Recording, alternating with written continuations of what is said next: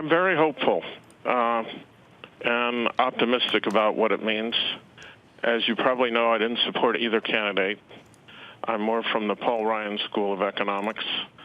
But to me, it's been very frustrating to watch monetary radicalism the last 4 years be the only thing addressing our issues. And every time I've talked anywhere, I said, could we just try deregulation and tax reform? Could we just try it?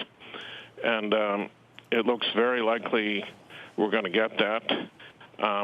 There'll be some bumps along the road, I would say, on the trade side. But you remember W imposed some steel tariffs, and I think the fears of protectionism, while valid, are greatly oversized relative to the benefits to the other part of the economy. This economy is so overregulated, and people are just drowning in red tape, that the removal of that, and then I'm expecting serious tax reform with cuts to the corporate tax rate, maybe a blended rate of under 10% to repatriate capital.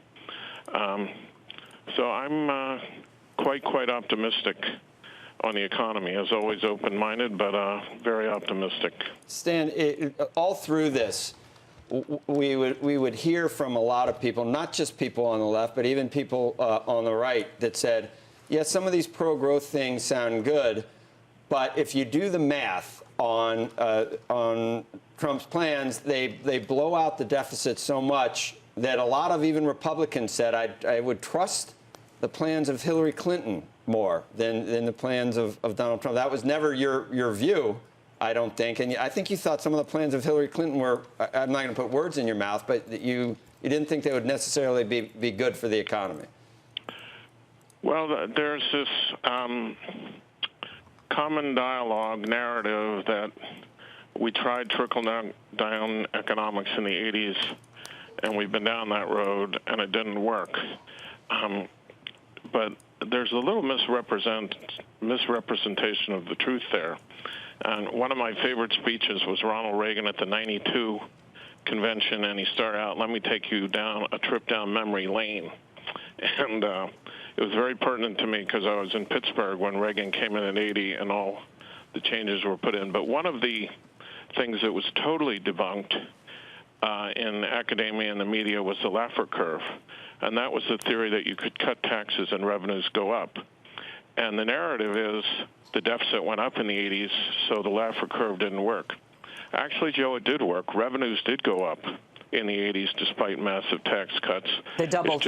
It's just they spent so much on defense, the deficit did go up. So look, I'm not wild about all the infrastructure plans. I'm fine with them. But I don't worry too much about the other stuff. And in terms of Hillary Clinton, she gave a very lovely speech yesterday, and I don't want to go back and criticize anything in the past. I will say this: why all the discussion about entitlements this morning?